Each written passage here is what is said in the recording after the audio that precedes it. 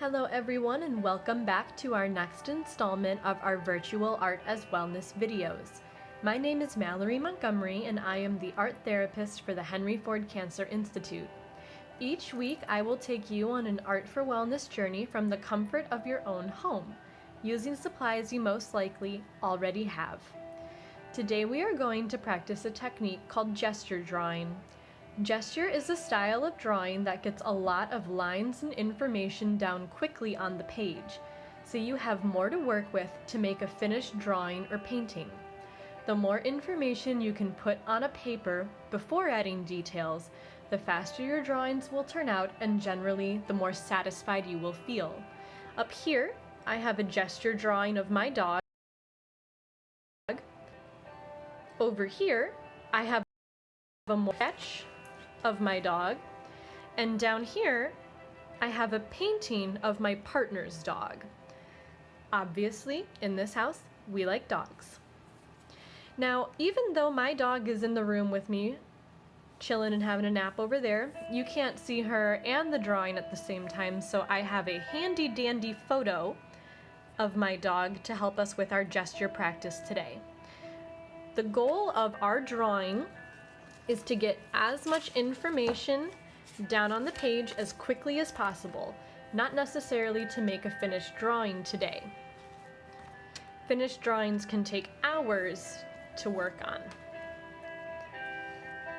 We've got our setup here. This is a sketch pad with some lightweight paper, similar to copy paper or printer paper. I'm using a mechanical pencil. You can use any pencil or any pen that suits you. So as I get started, I'm going to pay attention to the lines and the shape and the form of the photograph of my reference. All good artists use references. We're going to try to sketch out as many of these big details as we can, as quickly as we can. So if you're ready, I'm ready. I like to start at the top of my drawings and work my way down. One secret of gesture work is that I try not to lift my pencil as I go. Not lifting my pencil is an age-old trick that helps my brain forcibly learn where everything is in relationship to everything else. If I make a mistake, I can go back and go over it. Everything that I'm doing is just a sketch. So it doesn't really matter if I get it right or wrong. If her jowls need to be longer, I just add another line. If I want to make her collar, I just scooch right across the page. Back up into her neck. She has so many folds. She's a very beautiful dog. Her name is Arwen. Now I'm gonna do one of her legs.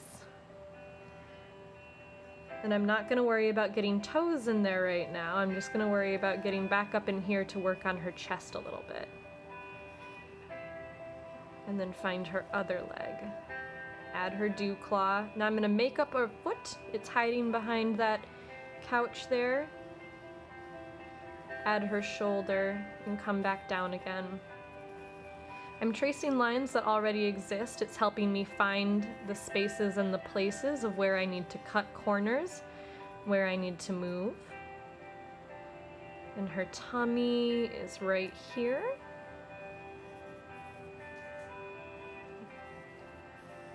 There we go. And she's got this big old knee. She likes to sit on me. She thinks she's a lap dog. There's that. Here's her other foot, and I'm gonna trace along to help find where it sticks out on the other side. There we are. So I lifted my pencil, which is fine, but I'm gonna put it back down on a place that already has a mark to help me find where we're going next. So here's her ribs, up into her shoulder. And she's sitting on her tail, which sticks out kind of like that. So in 4 for 5 minutes, we already have most of the sketch of a reclining dog sitting here. Missed her kneecap. Now, at this point, we have what we call a complete gesture drawing. In 5 minutes, I was able to mark out a lot of information about the general area and shape and size of where the dog is existing in space. Very similar to this drawing of her, where I was more focused on all of her spots. In order to turn this into a more finished drawing, I'm now going to start looking for details. Where are her eyes? And my lead broke, so bear with me. There we go. Where are her eyes? She has these big, beautiful golden eyes.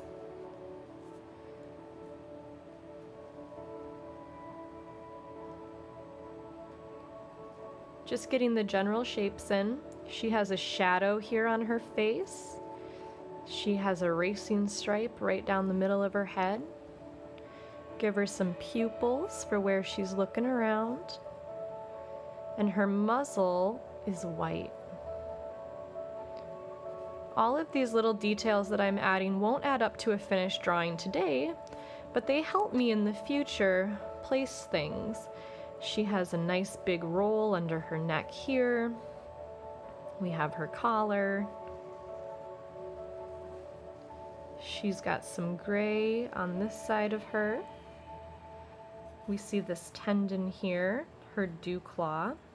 Now I can go in and put in the suggestion of toes and claws. All of this stuff, while it doesn't turn into a completely finished drawing today, which we'll work on tomorrow, we'll work on this one again.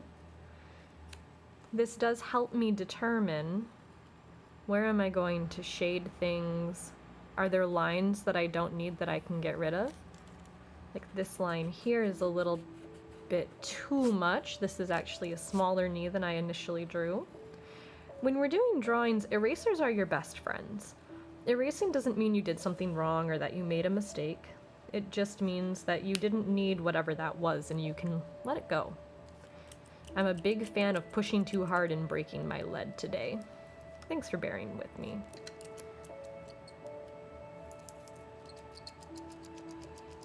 If you don't like the squeaky clicky sounds, I apologize. This may not be the video for you. There's her little tummy, the whites of her feet, all that dappled gray, big spot here, here, here, and here, big cow spot there. It's a little bit hard to see on the photo, but I do have the model right in front of me, hanging out with me in quarantine, so I can cheat a little bit. Now, as I mentioned before, all artists use references. All artists are going to use reference tools. There are lots of websites that we can use to help us out. But most artists, if not all artists, use references. When we think about knowing what a tree looks like or our dog looks like, we're thinking of the memories of our dog, of that tree. And while generally our memories are very good, you're not actually thinking of the tree or the dog itself. Give her a place to sit here. She loves sitting on the couch. So when I'm drawing my dog, it helps to have her in front of me or have a picture of her in front of me so I'm not drawing the memory. And I'm always looking back and forth from the picture to my page. If I make a mistake, that's all right. That's why we invented erasers. But in 10 minutes, we have a really good sketch of this photo of the dog. Turn to this drawing in the future, we'll be able to use the sketch, use these landmarks of shadows and highlights, tendons and shape and form to really help us finish these out. You can see my style in this more finished drawing where we still have some of these gestures and shapes and lines, but we'll add different colors and tones, and we'll erase a lot of this work as we get moving forward. I hope that you find this drawing technique helpful.